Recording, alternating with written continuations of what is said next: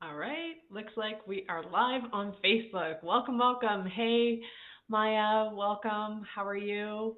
I'm doing great tonight. Guys, I had a really well needed restful day. Most of the day I was really drained and tired, but in the evening I've kind of perked back up, and I don't know, maybe it's my night owl side coming out. So tonight I have a great topic that I want to talk about. And I want to, here, let me just put this other earbud in.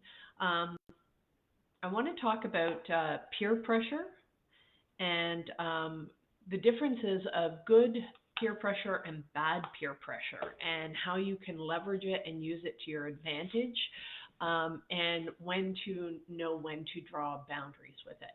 And I'm going to be sharing lots of personal stories tonight, and so some of these are fun because they're from my youth. And back before the internet was a thing, so there was no stupidity that was out there. And there was lots of stupidity.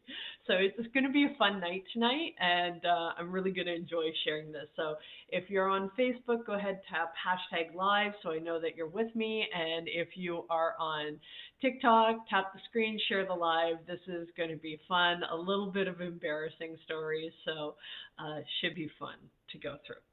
So let's start out by so back, I wasn't even 20 yet. And I technically, hey Chris from London, Ontario, welcome. I'm in Ontario as well, Wasaga Beach area. So this was way back in the day. Okay.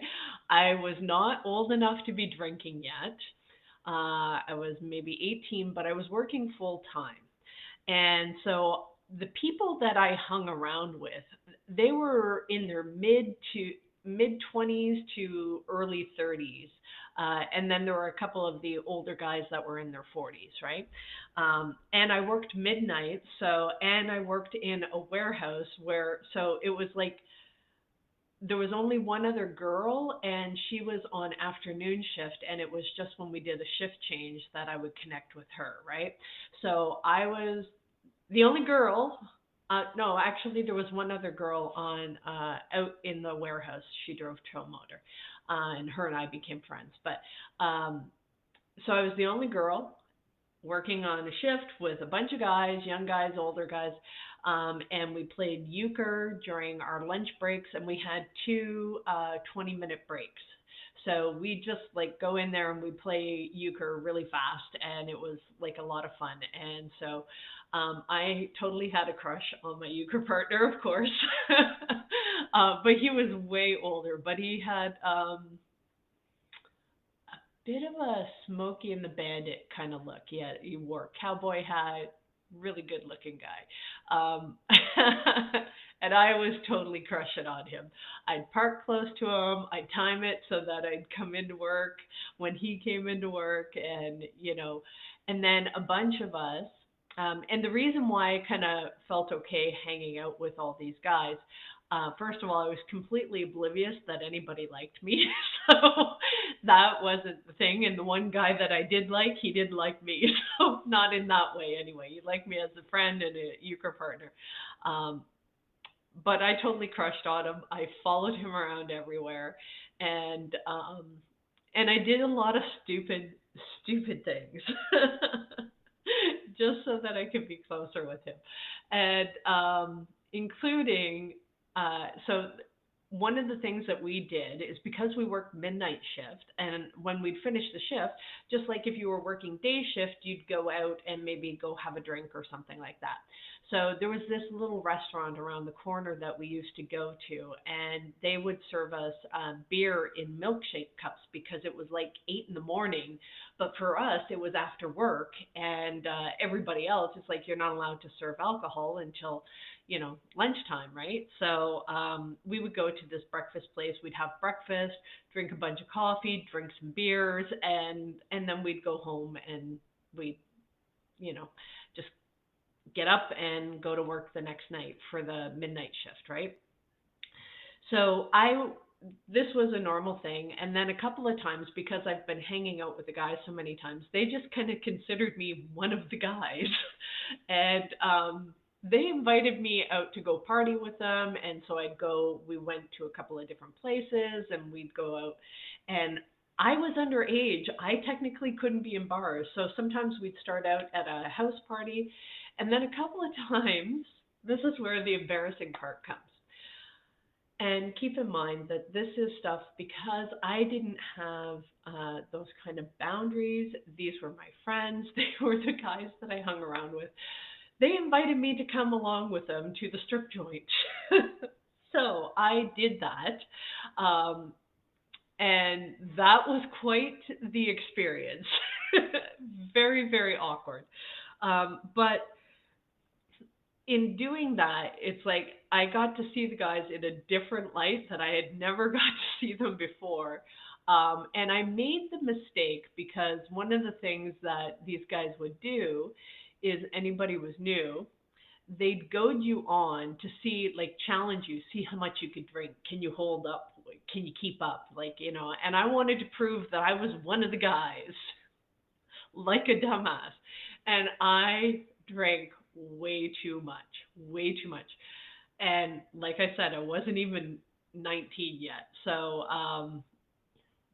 drank way too much, made a very bad impression with Ross. And I ended up throwing up in the back of his Trans Am.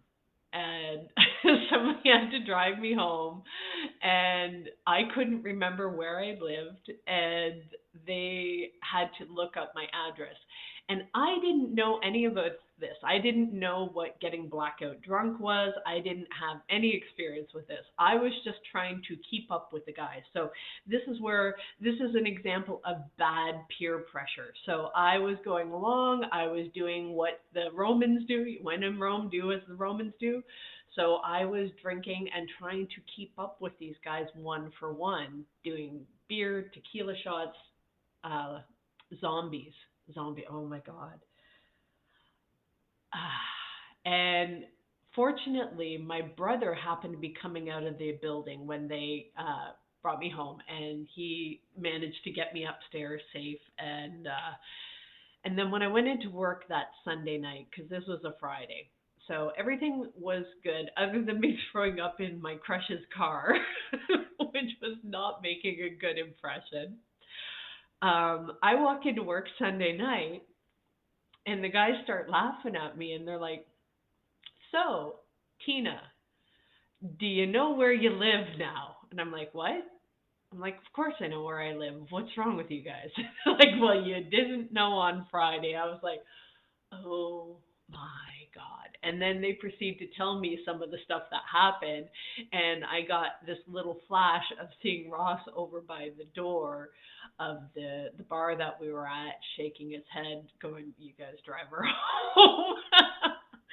So that is definitely an example of bad peer pressure. So I gave in to the pressure. The funny thing is I learned my lesson from that and never ever tried to do that again. I never tried to keep up with the guys in the way that I drank. I never tried to go to strip joints with them after that. Any of those kind of stupid things that I had some boundaries, some integrity. I still went to house parties and stuff like that.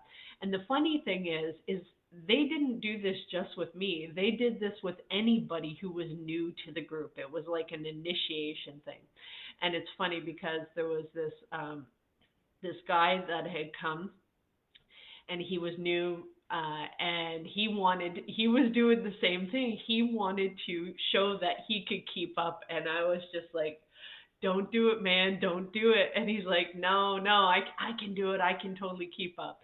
And next thing we know, he's in the bathroom hugging the toilet. So these were kind of the things that you could see, bad examples of peer pressure. That being said, I do have some fun memories and embarrassing things. And so going through that, it's like it's important to understand, um, people that you hang around with and the power, respect the power of influence. So I was on midnight shift for about 4 years, the first 4 years that I was working. So then when I was around, I think it was 21, I went on to day shift. And then I started to hang around different people. Now, while I was on night shift, I was also doing something where we had a social club, and this social club was responsible for creating all kinds of company parties, including the annual Christmas party where we had to rent out a hotel, and there was over 500 people that would come to this event. It was a big company, and we had to make sure that the food was taken care of. We'd go for tasting, and we'd go to the banquet hall, arrange the DJ, the presents that we'd solicit the vendors and get prizes to be donated to be raffled off at the thing. The kids' Christmas party, we do that. The company summer Christmas party, euchre tournaments, crib tournaments, all kinds of different things that we would have different events. Oh, boat cruise that we did. Those were fun times, right? But it was a volunteer position, and they needed somebody from the midnight shift, and I volunteered, which was actually a really good aspect of peer pressure, because what that did, it actually started to put me around the leaders in the company, and being surrounded by other leaders, managers, team leads, supervisors, all of that kind of stuff, the VP, the president, all of those kind of things in that size of a company was really, really powerful. And just being around those people, I picked up better skills than I did with the other guys, although I learned to be quite social and outgoing with the guys from midnight shift. So the power of proximity is really, really important. And who you hang around with, and whose content, who, like, nowadays it's so much harder because we are influenced by so much more than what it was when I was younger, right? Where we just had the people that were in our physical proximity that influenced us.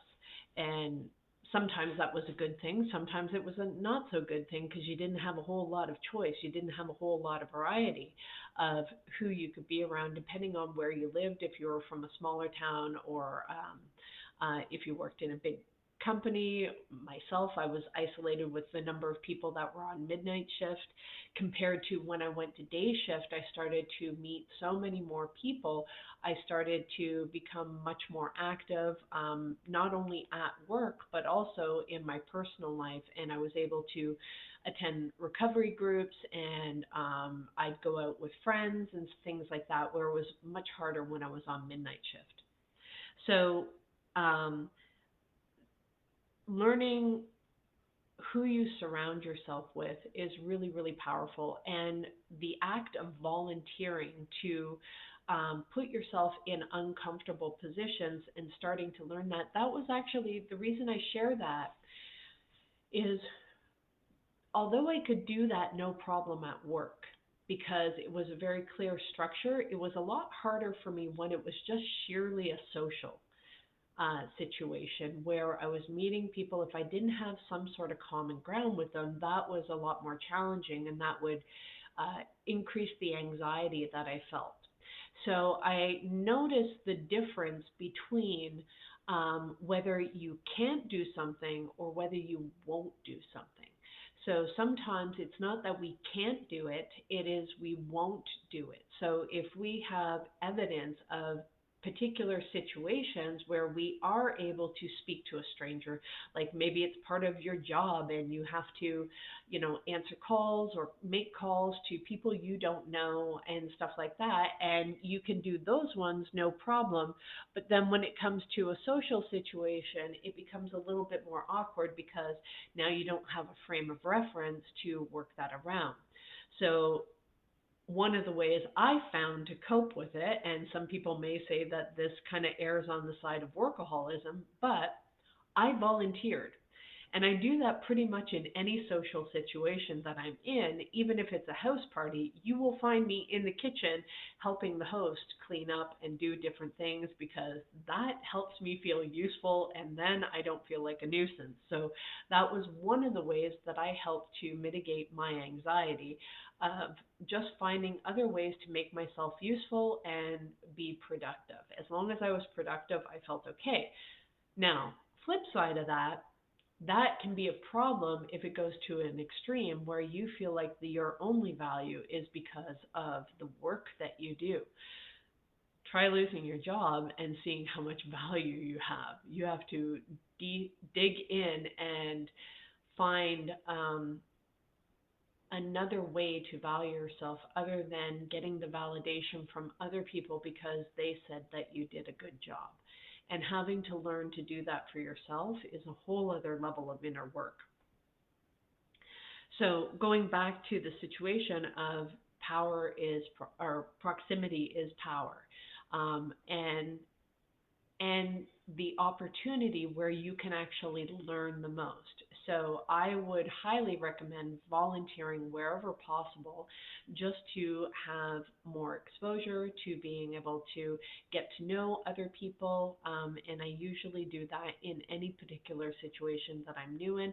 Now, I don't jump in maybe the first time, like I just kind of go in, read the room a little bit, understand, what the dynamics are, who are the players involved, and then I will volunteer just so that I am able to be in a position where I can give back. It helps ease that anxiety for me, and it also makes me feel like I'm being of service and contributing to something that I'm actually valuing because like the example of the social club. I loved the company Christmas parties. I loved that we could go out and celebrate, and there was dancing, and you got to see people in a social setting, and we'd all get dressed up and gussied up and stuff like that, and people have their hair and their makeup, and guys would be wearing suits when you're used to seeing them in like warehouse clothes and jeans and all grubby and greasy and stuff like that. So seeing all the people that we worked with in an elevated context just gave you a different level of respect for people, and you got to meet their spouses and or their kids at the company Christmas party or the summer Christmas party or the summer picnic, and it just was a good way to build strong bonds within the work environment. So the people that I worked with were also my closest friends at the time. And then I also had some friends outside, but that was also another group, and that all had to do with healing, recovery. And of course, in that social circle, I volunteered for committees and leadership roles and stuff like that. That was stuff that I did just because I wanted to be where the cool kids were, because that's where the cool kids hung out. All the leaders were the cool kids. And I just wanted to be part of that. And that's what I like to do. I like to hang out with those. And I also like to make sure that when I am in that kind of position, that I make sure I make it welcoming for new people to come in, to join, to, and I will often go and I will search out. If I see somebody sitting by themselves, I will go chat with the person who's sitting by themselves rather than going for the crowd of people, right? Because I want them to feel included. I want them to feel part of things. And I know what it's like to be the one sitting there feeling like you don't belong. Although now it's a little bit more flip side. I often will go sit by myself just because I need some space. I need that energetic withdrawal because now I understand that I'm somebody that does pick up on the energy of others.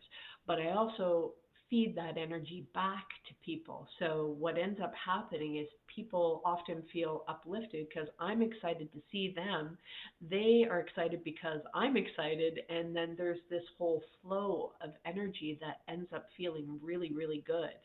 And that's important to pay attention to peer pressure in understanding the groups that you're hanging around and pay attention when you are around that group, do you feel more empowered? Do you feel energized? Do you feel uplifted?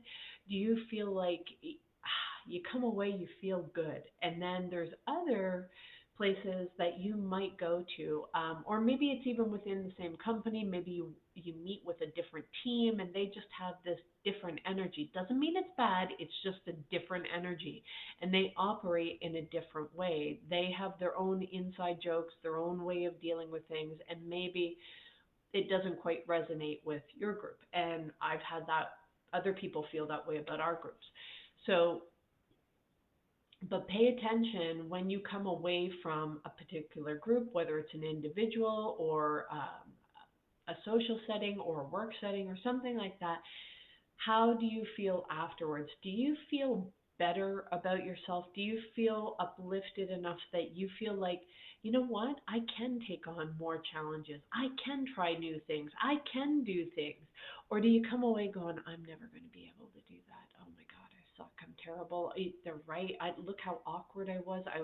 Said all these wrong things, and oh my God. And if you are feeling that kind of way, there's two things. One, we always have to take a look at ourselves, number one, and where is this coming from? Is it, and critically assess whether or not that is actually true. Did people say things, or did this remind us of a previous situation? Is it's an 80-20 rule where 20% is from what's going on today, 80% is maybe triggering something from the past. And a trigger can come up from a tone of voice that somebody uses. Maybe somebody says the same phrase that somebody in your past used, and you're kind of like, whoa, wait a second. Maybe somebody looks like somebody from your past. Maybe somebody wears the same cologne. Smell triggers are really, really powerful. And maybe it's a certain inflection in their voice, the tonality that they're using, something like that. Um, Maybe they come along and they put their hand on your shoulder and you're just like, yeah, because that maybe brings up something for you. Or somebody is really like, there was this wonderful lady. She was sweet, sweet, sweet. But oh my God, she was so handsy. And I tried to give her a pass because it was more of a culture thing for her. But she'd like come up and she'd like stand too close to you and she'd be right in your face. And I'd be like, ah, it's like I can't take it. And I had to like manage those emotions. So even though she was a wonderful lady, meant no harm, not a mean bone in her body whatsoever, I know for me, I came away from that experience feeling drained because I was like, my personal boundaries, my personal space got invaded, not because I was under threat, although it did trigger some of that threat activation for me, but being able to understand where does that come from, understand why that's happening, and what to do to get through that so that you mitigate those emotions and that you are able to set an appropriate boundary, do what it is that you need to do for you without harming the other person, right? So that brings me to the third point of understanding what are your limits, right? Knowing um, what is comfortable for you. Because I know before I did healing and recovery, I would just go along with what everybody else said, what everybody else wanted.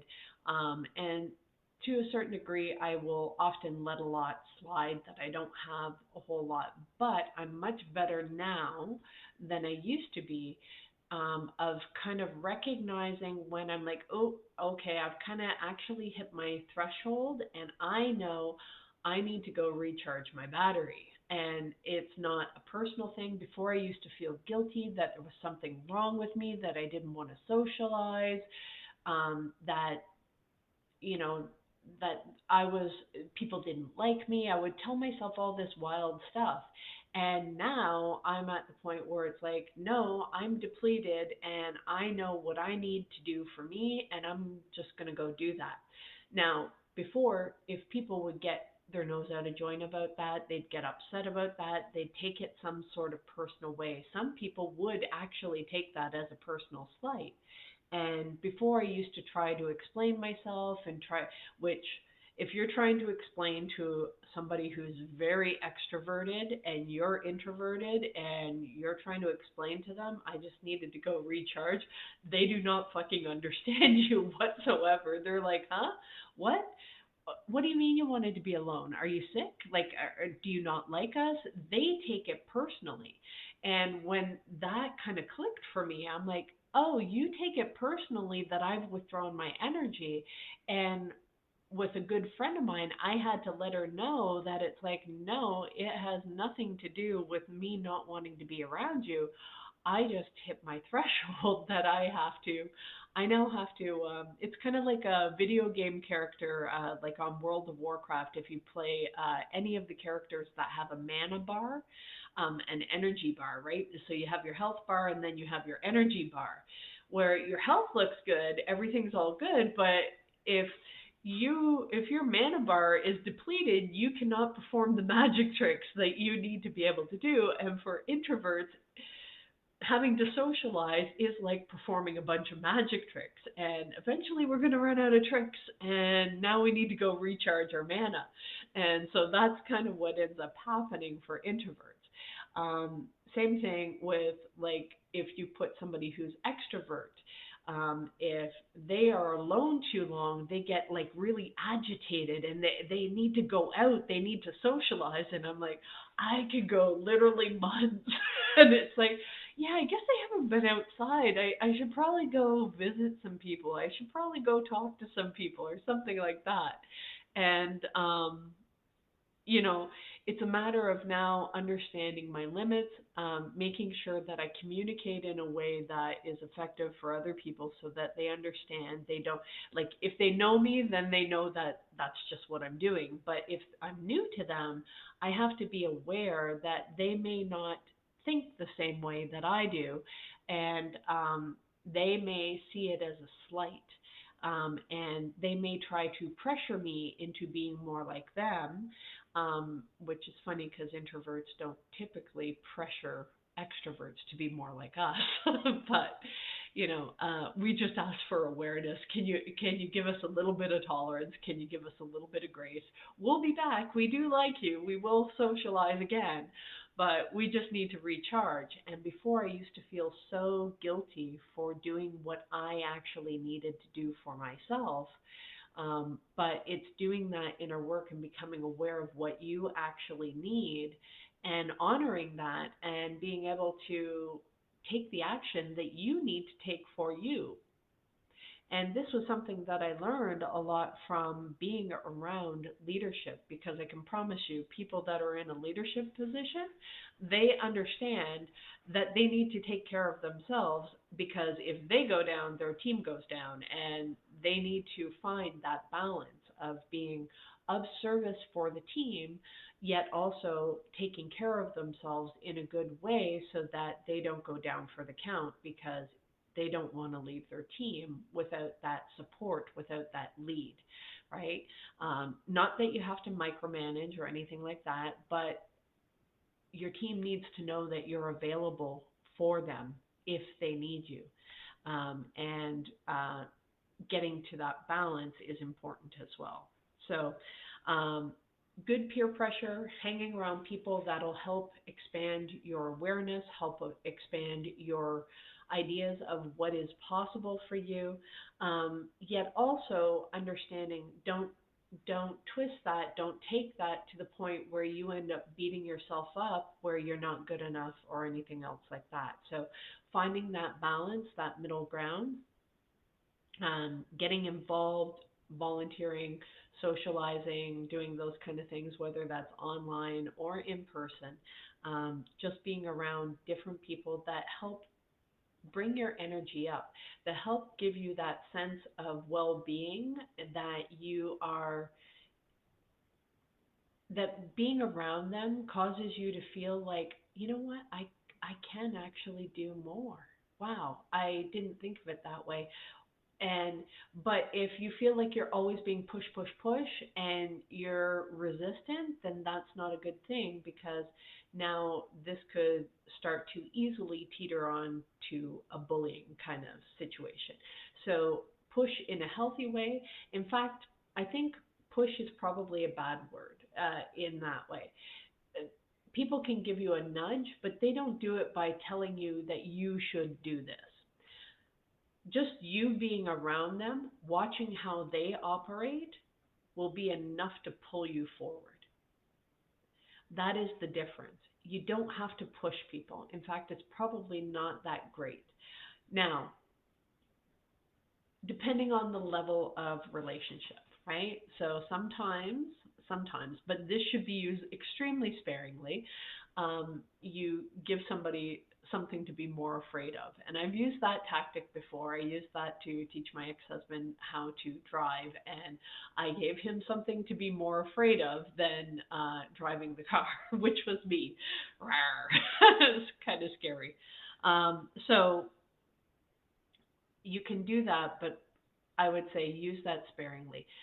It's much better, much stronger for you to encourage the people that are around you, especially if they are timid, especially if they feel like they don't. You instill that belief in them, and you set the example by the path that you're walking.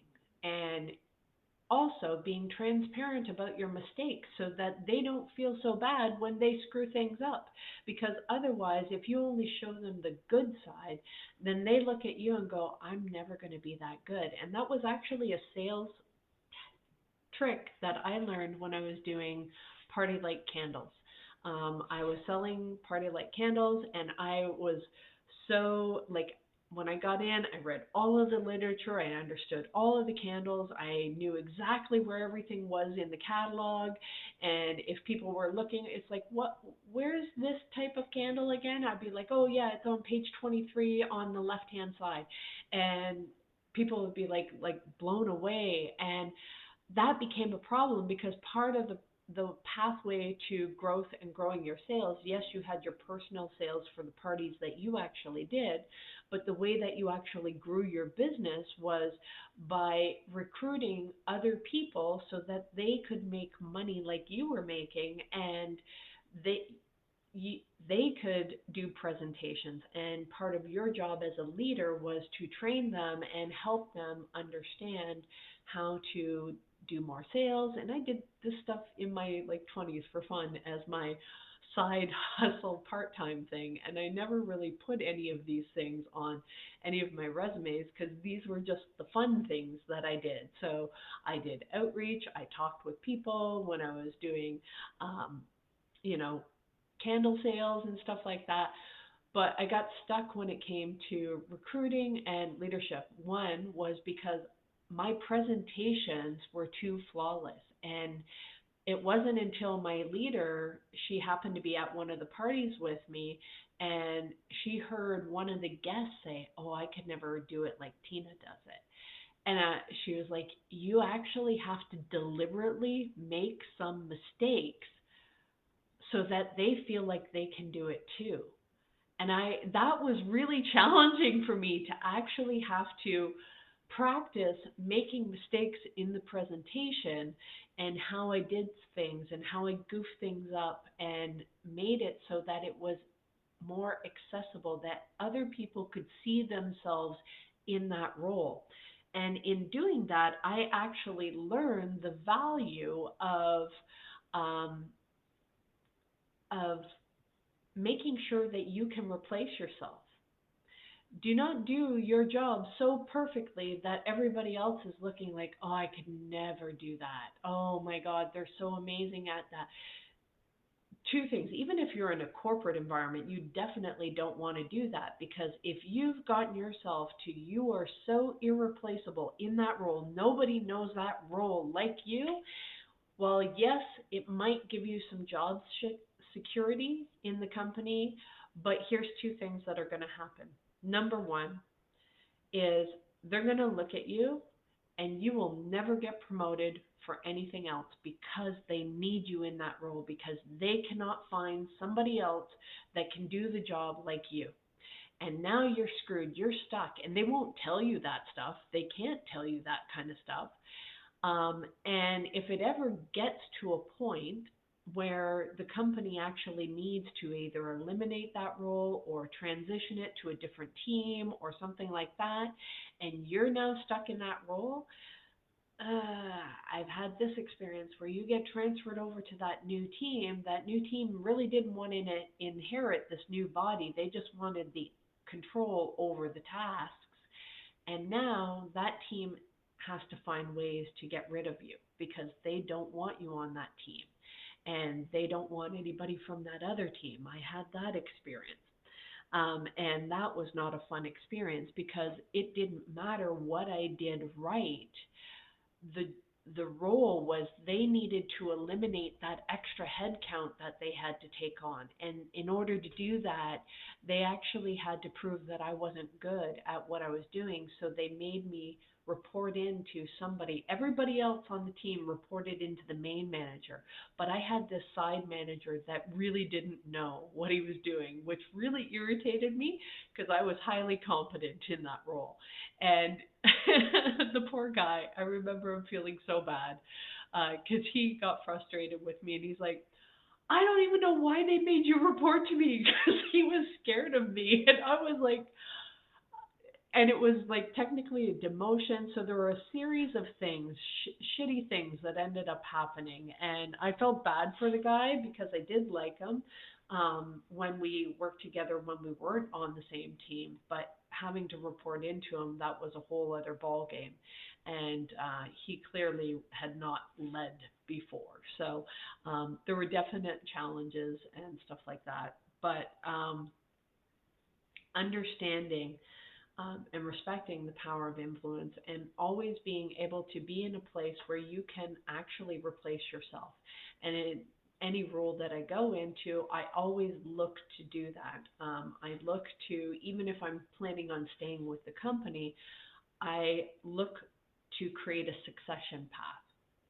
So first, I learn the role.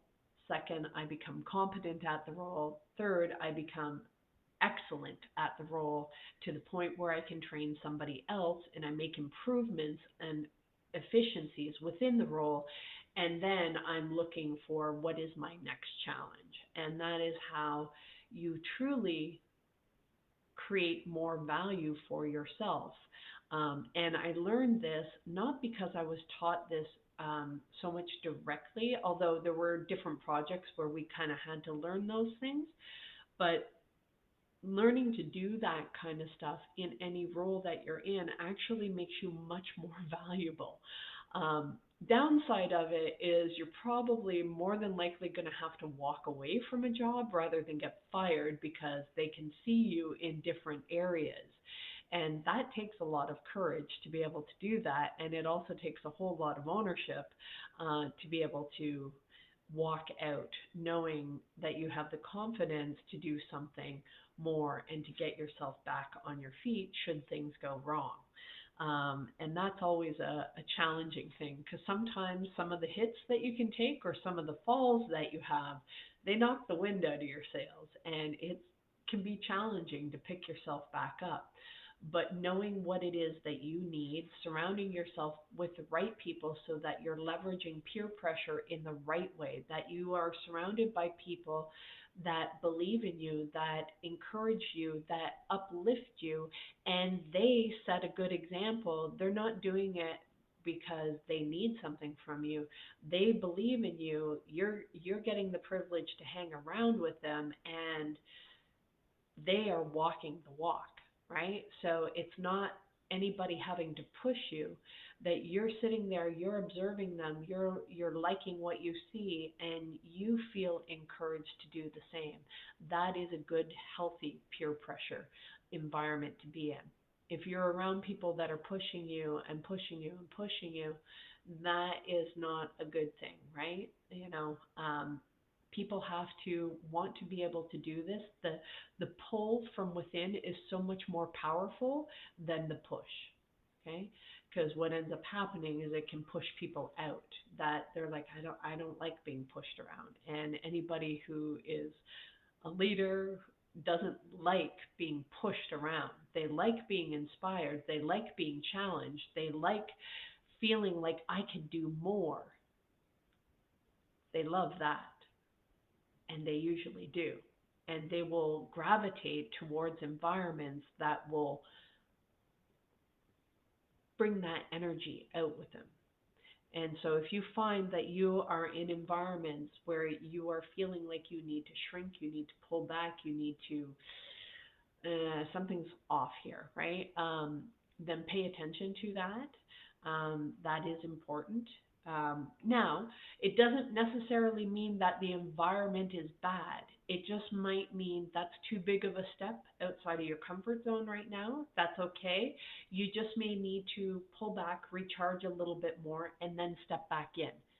So don't automatically assume, oh, that's a negative environment, that's a bad environment, that's a toxic environment. No, it doesn't always mean that. It just might mean you were in kindergarten and you tried to go to university, or you were in middle school and you tried to go to corporate, kind of thing.